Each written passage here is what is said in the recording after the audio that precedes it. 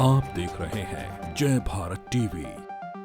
तो जिस व्यक्ति की विधायकी 2 साल पहले खत्म हो जानी चाहिए थी, वो व्यक्ति आज ये बयान दे रहा है। तो जिस व्यक्ति का इतिहास खुद ही सरकार गिराने बनाने वाला रहा, वो व्यक्ति हाउस के अंदर इतनी बड़ी बात कह दे, ये जो उमेश कुमार जो मॉडल है राजनीति का, ये कल के दिन कितना भारी पड़ सकता है कि मतलब जो कुछ वो कह रहा है वही सब सुना जा रहा है, वही सब बोला जा रहा है। त्रिवेंद्र सिंह रावत, रमेश पोखरियाल निशंक और हरीश रावत, इन तीनों को ये बताना चाहिए। और जो 500 करोड़ रुपए की बात की जा रही है, उससे किसको खरीदा जा रहा था? तो निश्चित रूप से जो प्रचंड बहुमत की सरकार है, इसको धामी जी चला रहे हैं। धामी जी के लिए आने वाले समय में एक बहुत बड़ी चुनौती है। खानपुर से निर्दलीय विधायक उमेश कुमार शर्मा ने भराड़ीसैंण में विधानसभा सत्र के दौरान जो बयान दिया सदन के अंदर और बाहर मीडिया कर्मियों द्वारा पूछे जाने पर, तो उन्होंने एक तरह से विस्फोट किया। उत्तराखंड की राजनीति में ऐसा पहली दफ़ा हुआ जब किसी विधायक ने खुले तौर पर सदन के भीतर ये कहा कि 500 करोड़ में सरकार गिराने की साजिश चल रही थी और गुप्ता बंधुओं का नाम लिया गया। लेकिन इसके बाद क्या जांच होनी चाहिए थी इस पूरे मामले में, उसको लेकर अब राजनीति गर्मा गई है। पूर्व मुख्यमंत्री रमेश पोखरियाल निशंक का बयान सामने आया, उन्होंने भी इसी तरह की बात कही। पूर्व मुख्यमंत्री त्रिवेंद्र सिंह रावत का बयान आया, पूर्व मुख्यमंत्री हरीश रावत का बयान आ गया। तमाम जो वरिष्ठ पत्रकार हैं वो भी लगातार इस बात को उठा रहे हैं कि अगर उत्तराखंड में सरकार गिराने की इस तरह की कोई प्लानिंग चल रही थी और एक विधायक ऐसा कह रहा है, तो फिर जांच क्यों नहीं होनी चाहिए? या फिर जिसने बयान दिया है यानी कि उमेश कुमार जो ये बयान दे रहे हैं, क्या उनके पास इस तरह के कोई सबूत हैं? क्या उनको वो सामने रखेंगे या वो अपने लेटर हेड में मुख्यमंत्री को, विधानसभा अध्यक्ष को चिट्ठी लिखकर जांच की मांग करेंगे? ऐसा वो क्यों नहीं कर रहे? इस बात को लेकर चर्चा के लिए मेरे साथ वरिष्ठ पत्रकार गजेंद्र रावत हैं। गजेंद्र जी, 500 करोड़ में सरकार गिराने का एक बयान दिया उमेश कुमार ने और उसके बाद राजनीति तमाम गर गई। इसका मतलब क्या है? क्या मतलब है इस बयान का? इसके थोड़ा सा अगर आप पीछे जाएंगे तो जिस व्यक्ति की विधायकी 2 साल पहले खत्म हो जानी चाहिए थी, वो व्यक्ति आज ये बयान दे रहा है। विधायकी खत्म मतलब उमेश कुमार की विधायकी आज से 2 साल पहले खत्म हो जानी चाहिए थी। उनके खिलाफ दल बदल का जो नियम वो लागू होता है। अब भाजपा के जो नेता रविंद्र पनियाला है, उन्होंने विधानसभा में याचिका लगाई और उन्होंने इस बात के पुख्ता सबूत दिए कि एक निर्दलीय विधायक जब किसी दल में जाता है या कोई दल बनाता है तो उसकी विधायकी खत्म हो जाती है। और ऐसा उदाहरण तब देखने को मिला जब उत्तराखंड में पिछले सत्र में जब प्रेमचंद अग्रवाल विधानसभा अध्यक्ष थे, तो प्रीतम पंवार जो निर्दलीय चुनकर आए थे और राम सिंह कैड़ा, 2 लोग निर्दलीय चुनकर आए थे और दोनों ने भाजपा की सदस्यता ली और इसी ग्राउंड पे उन दोनों की सदस्यता खत्म कर दी गई। कोई भी निर्दलीय व्यक्ति किसी राष्ट्रीय दल में, किसी क्षेत्रीय दल में जा नहीं सकता, कोई नई पार्टी बना नहीं सकता और अगर वो ऐसा करता है तो उसको दल बदल के तहत उसकी विधायकी खत्म हो जाती है। जो उत्तराखंड जनता पार्टी उन्होंने फॉर्म की, निश्चित रूप से उन्होंने जो उसके राष्ट्रीय अध्यक्ष थे और उन्होंने देहरादून में ही प्रेस कॉन्फ्रेंस की, उसका बड़ा समारोह हुआ, सारे अखबारों की न्यूज़ कटिंग उसमें लगी हुई। तो सबसे पहले तो उनकी जो विश्वसनीयता पर सवाल खड़े होते हैं। दूसरी बात कि उमेश कुमार ने जो सवाल वहाँ पर रेज किया, जो बोला, वो क्या विधानसभा अध्यक्ष को पूछा उन्होंने कि वो किस नियम के तहत ये बातें कर रहे हैं? क्या सरकार ने उनसे पूछा? क्या पुष्कर सिंह धामी ने पूछा? क्या उत्तराखंड के गृह विभाग ने, गृह सचिव ने, डीजीपी ने पूछा कि वो अगर इतने गंभीर आरोप आज लगा रहे हैं तो उसके पीछे फैक्ट क्या है? ये तो सारे लोगों को देखा और सब ने देखा कि किस प्रकार से वो खुद व्यक्ति जो स्टिंग कर रहे थे, अपने स्टिंग में हरीश रावत को कह रहे थे कि 5 करोड़ रुपए मैं दे देता हूँ, फिर वो कह रहे थे कि इतने करोड़ उसको देने हैं, उतने उसको देने। तो जिस व्यक्ति का इतिहास खुद ही सरकार गिराने बनाने वाला रहा हो, वो व्यक्ति हाउस के अंदर इतनी बड़ी बात कह दे और गंभीर बात कि विधायकी तो गई नहीं, विधानसभा अध्यक्ष का और बयान आ गया है कि चूंकि किसी सत्ता पक्ष या विपक्ष के विधायक ने उसको अपोज नहीं किया। आप तो इतने सर्वोच्च कुर्सी पर बैठे हैं, हाउस ऑफ द बॉस हैं, विधानसभा अध्यक्ष के निर्णय को हाई कोर्ट और सुप्रीम कोर्ट में मिसाल दी जाती है और कहा आप चैलेंज नहीं कर सकते। तो इतने बड़ी पद पर बैठने के बाद इस प्रदेश के लोग और वो जो सारे लोग जो संवैधानिक पदों पर बैठे पूरे देश के लोग, उनके लिए बहुत बड़ी चुनौती खड़ी हो गई है कि उस व्यक्ति की याचिका 2 साल से क्यों दबाई गई है। और दूसरा, वो जो आरोप आज लगा रहे हैं, उन आरोपों की जांच कौन करेगा? इसका मतलब कल के दिन कोई भी व्यक्ति कोई उल जलूल बात हाउस के अंदर कह देगा, वो हाउस की प्रोसीडिंग्स का हिस्सा हो गया है, वो हाँ अजर अमर हो गया है। आपने उनको उस प्रकार से काटा भी नहीं है कि ये विवादित हैं, ये गलत हैं, ये असंवैधानिक है। जो व्यक्ति हाउस का जो मेंबर नहीं है, आप उनका नाम भी नहीं ले सकते हाउस की प्रोसीडिंग में। आप वो सब कर दें, वो वीडियो वायरल हो रहा है, सब चल रहा है। संसदीय कार्य मंत्री ने टोका था उस वक्त जब वो नाम ले रहे थे, लेकिन इस पर आपत्ति नहीं जताई गई जो वो बोल रहे थे कि 500 करोड़। अब बड़ी गंभीर बात है, मैं वही तो कह रहा हूँ, इस प्रदेश में क्या 2 प्रकार के कानून हैं, क्या 2 प्रकार के नियम हैं? और अगर यही सुविधा होगी, राजनीति होती रहेगी, आपने जो नाम त्रिवेंद्र सिंह रावत का लिया, आपने रमेश पोखरियाल निशंक का लिया और हरीश रावत का लिया, मैं इन लोगों से पूछना चाहता हूँ, क्या इनको नहीं मालूम कि 2 साल से ज़्यादा समय हो गया और उमेश कुमार के खिलाफ वहाँ याचिका पेंडिंग है? इनमें से किस व्यक्ति ने वो सवाल रेज किया?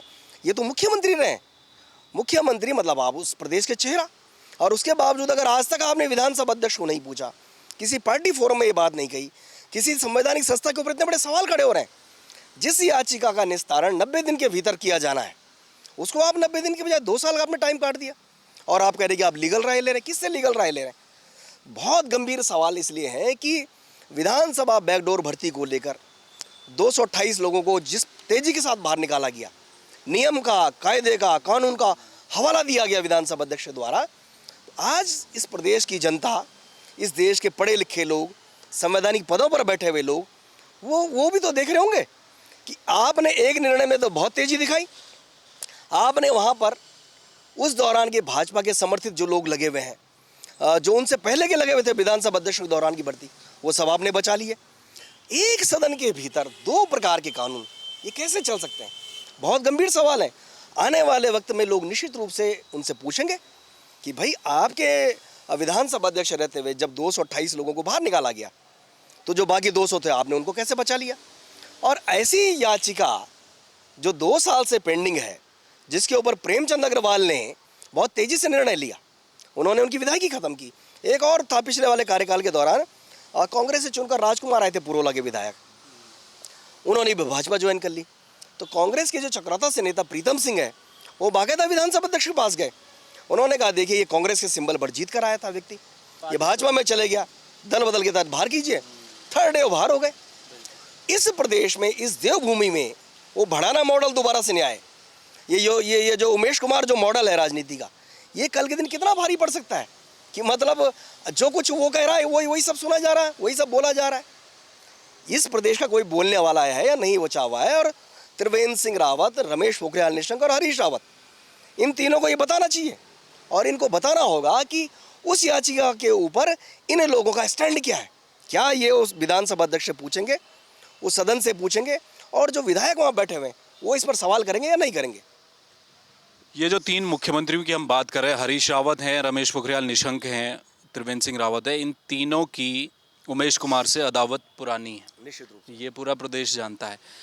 लेकिन गजेंद्र जी, मेरा सवाल है कि विधानसभा, उनकी सदस्यता को लेकर जो शिकायत है वो अपनी जगह है, लेकिन एक विधायक ने, चुने हुए विधायक ने जो बात कही है, क्या उसकी कोई वैल्यू होगी? क्या विधानसभा अध्यक्ष उसके लिए जिम्मेदार हैं, या सरकार क्यों मौन अभी तक बैठी है? क्या उनके इस बयान से किसी को पॉलिटिकल माइलेज मिल रहा है? हो क्या रहा है वो समझाइए जरा हमारे दर्शकों को। अभी कुछ दिन पहले तक ये खबर आ रही थी कि भाई जो ऊपर जो सरकार का जो हिसाब किताब है ठीक नहीं चल रहा है, बद्रीनाथ में हार गए, मंगलौर में हार गए, और अचानक से बहुत तेज़ी से बात निकल कर आएगी कि सरकार की जो स्थिति ठीक नहीं है, गलत मैसेज चला गया है कि इतनी प्रचंड बहुमत की सरकार है, पूरे देश दुनिया में प्रचार हो रहा है, उत्तराखंड सरकार की नीति नियमों के सब जगह जो चर्चाएं हो रही है, फिर आप अपना उपचुनाव कैसे हार गए? और ये उपचुनाव हारने का जो मैसेज था, उसके बाद जिस प्रकार से उमेश कुमार बैटिंग कर रहे हैं, जो बात हाउस में कही गई है, निश्चित रूप से आज की तारीख में उत्तराखंड के गृह मंत्री को, उत्तराखंड के मुख्यमंत्री के लिए, उत्तराखंड के डीजीपी के लिए, गृह सचिव के लिए एक बहुत बड़ी चुनौती है। जो यहाँ का LIU डिपार्टमेंट है, जो यहाँ के जो चलाने वाले लोग इस प्रदेश के, जिन लोगों को उत्तराखंड के लोगों ने कमान दे रखी है, सौंप रखी है, वो 70 विधायक वहाँ क्या कर रहे हैं? जो बाकी 69 हैं, वो मंत्री क्या कर रहे हैं? वो विधायक क्या कर रहे हैं? और जो 500 करोड़ रुपए की बात की जा रही है, उससे किसको खरीदा जा रहा था? इसका मतलब वो ये मैसेज देना चाह रहे हैं कि धामी की सरकार को गिराया जा रहा था। तो धामी की सरकार अगर गिर रही थी, इसका मतलब भाजपा के विधायक बिक रहे थे। तो जो भाजपा के जो 46-47 वहाँ विधायक हैं, उनमें से उन सब की जो विश्वसनीयता पर तो सवाल खड़े हो गया। और अगर आज वो नहीं बोलते हैं कि नहीं भाई उनके बारे में ये बात गलत है, तो जब तक वो इस बात का जवाब नहीं देंगे, तो आने वाले समय में मैं सोचता हूँ कि जो सर्वोच्च सदन है हमारा, इस प्रदेश की जो सबसे बड़ा संवैधानिक जो वो व्यवस्था है उस पर गंभीर सवाल खड़े होंगे। कहीं जी मुझे ये बताइए, जैसे आपने कहा कि क्या ये 500 करोड़ में सरकार गिराने का जो बयान उमेश कुमार ने दिया है, उससे पहले जो आपने कहा कि दिल्ली में तमाम मुलाकातें चल रही थी और तमाम मीडिया, सोशल मीडिया में चर्चाएं होने लगी, नेता आपस में बातचीत करने लगे कि नेतृत्व परिवर्तन होने वाला है, ये दोनों बातें आपस में मिलती हैं? क्या आप ये कह रहे हैं कि जो 500 करोड़ में सरकार गिराने का अभी जो बात आई है, ऐसा कुछ तब हो रहा था, ये चर्चा तब हो रही थी? क्या है, कोई आपस में संबंध है इन दोनों घटनाओं का? उसका अगर संबंध नहीं भी है तो बहुत सिंपल है, जिस व्यक्ति ने वो सवाल खड़ा किया है उस व्यक्ति का लाई डिटेक्टर टेस्ट कराना चाहिए, उसका पॉलीग्राफी टेस्ट कराओ ना, पता चल जाएगा आदमी सच बोल रहा है झूठ बोल रहा है। तो गुप्ता बंधु भी जमानत में बाहर है। निश्चित रूप से वो गुप्ता बंधु भी यही हैं, उत्तराखंड की पुलिस भी यही है, उत्तराखंड का शासन प्रशासन यही है। उस व्यक्ति को पकड़ कर ले जाओ, उसका लाई डिटेक्टर टेस्ट कराओ, पॉलीग्राफी टेस्ट कराओ। अगर बात सच निकल कर आई है तो जो लोग सरकार गिराने का काम कर रहे हैं उनके खिलाफ कार्रवाई होनी चाहिए। ये सरकार किस चीज़ के लिए? निश्चित रूप से उस व्यक्ति के ये टेस्ट होने चाहिए, पता चल जाएगा। और एक मिसाल भी होगी इस प्रदेश के भीतर कि इस प्रदेश की विधानसभा में कोई ऐसी बात तो नहीं बोली जा रही है जो गलत है, जो अपने किसी को बचाने के लिए, किसी को मारने के लिए, किसी को डिफेंसिव होने के लिए किया जा रहा है। और निश्चित रूप से उस व्यक्ति का जो इतिहास है वो सारी लोग जानते हैं किस प्रकार का इतिहास है। और अगर इस समय भी इसके ऊपर लीपापोती की गई, इस बात को लेकर कोई ठोस निर्णय नहीं आया, तो निश्चित रूप से जो प्रचंड बहुमत की सरकार है जिसको धामी जी चला रहे हैं, धामी जी के लिए आने वाले समय में एक बहुत बड़ी चुनौती होगी। बहुत शुक्रिया, थैंक यू। तो ये थे गजेंद्र रावत। देखिए, अगर कहीं पर धुआं उठा है तो इसका मतलब ये है कि थोड़ा चिंगारी तो फूटी है। बयान विधायक ने दिया है, जीते हुए एक जनप्रतिनिधि ने विधानसभा के भीतर बयान दिया है और बाहर भी मीडिया को कहा है, और वो अब तक अपने बयान पर कायम है। उमेश कुमार, उन्होंने यू टर्न नहीं लिया है। अब जब ये बयान आ गया है तो क्या सरकार की भी कोई जिम्मेदारी बनती है? विधानसभा अध्यक्ष की तो बनती ही थी। क्या वो दिया गया बयान रिकॉर्ड में दर्ज हो गया है? अगर हो गया है तो फिर उस पर क्या कार्रवाई होगी? ये तमाम सवाल हैं जो देरी हो रही है। हरीश रावत कह रहे हैं, पूर्व 2 मुख्यमंत्री बीजेपी के कह रहे हैं कि जांच कर लीजिए, कोई कमेटी बना लीजिए। वो कौन बनाएगा? वो विधानसभा अध्यक्ष बनाएंगी। मुख्यमंत्री सरकार अपने स्तर पर क्या इस बयान को इतने हल्के तौर पर ले रहे हैं कि उत्तराखंड की अस्मिता से जुड़ा हुआ सवाल है। अगर 500 और कुछ करोड़ में यहाँ सरकारें आने, बनने और गिरने लगी जनता की मतदान के बाद, जनता की चुनी हुई सरकारों को अगर ऐसे अस्थिर किया जा रहा है तो आने वाले समय में वाकई में उत्तराखंड के लिए संकट का विषय है। इस पूरे मामले पर जांच तो बनती ही है। कैमरामैन मयूर उपाध्याय के साथ हेमभट्ट, जय भारत टीवी।